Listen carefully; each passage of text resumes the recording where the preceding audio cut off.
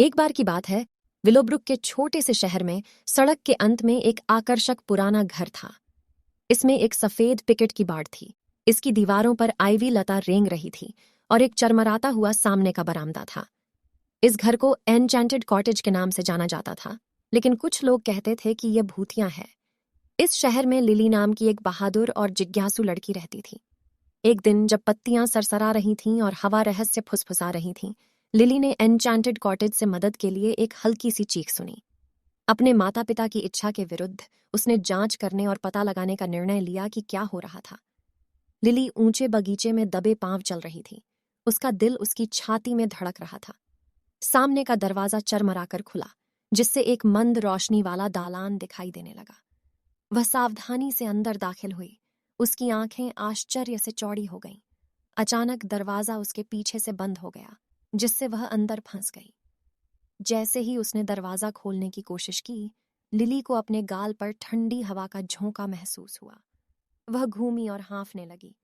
वहां उसके सामने एक पारभासी आकृति खड़ी थी, चांदी के बाल और उदास आंखों वाली एक बूढ़ी औरत। मैं अगाथा हूं, भूतिया आकृति ने फुसफुसाया, और मैं सदियों से इस घर में फंसी हुई हूं। जो जादू मुझे बांधता है, उसे केवल एक साहसी बच्चा ही तोड़ सकता है। लिली का डर दृढ़ निश्चय में बदल गया। वह जानती थी कि उसे अगाथा की मदद करनी होगी। तुम्हें आजाद कराने के लिए जो भी करना पड़ेगा मैं करूंगी, उसने कहा। उसकी आवाज दृढ़ संकल्प से भरी हुई थी। अगाथा ने बताया कि एक दुष्ट जादूगर ने बहुत पहले उस पर जादू कर दिया था और उसकी आत्मा को मंत्रमुग्ध कॉटेज में फंसा दिया था। अभिशाप को तोड़ने के लिए लिली को पूरे घर में छिपी 3 जादुई वस्तुओं को इकट्ठा करने की जरूरत थी। एक सुनहरी चाबी, एक चांदी की घंटी और एक क्रिस्टल गुलाब। लिली और अगाथा एक साथ घर की गहराई में गए। उन्हें घूमती हुई धुंध, फुसफुसाती आवाजों और डरावने भ्रमों का सामना करना पड़ा, जो उनका ध्यान भटकाने की कोशिश करते थे।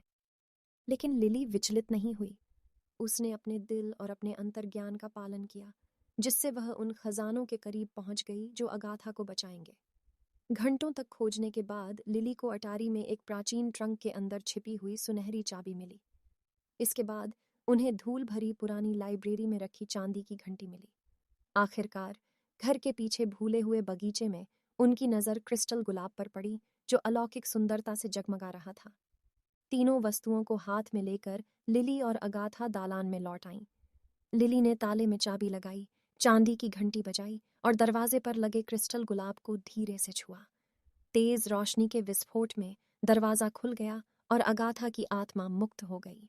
लिली को गले लगाते ही अगाथा के चेहरे से खुशी के आंसू छलक पड़े। प्यारे बच्चे, आपकी बहादुरी और दयालु हृदय के लिए धन्यवाद। आपने एक बूढ़ी आत्मा को शांति का मौका दिया है। उस दिन के बाद से एनचैंटेड कॉटेज अब भुतहा नहीं रहा।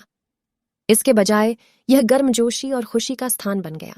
लिली और अगाथा आजीवन दोस्त बनी रहीं, कहानियां और रोमांच साझा करती रहीं, जबकि विलोब्रुक शहर एक बहादुर लड़की और एक समय प्रेतबाधित आत्मा के बीच उल्लेखनीय दोस्ती से आश्चर्यचकित था।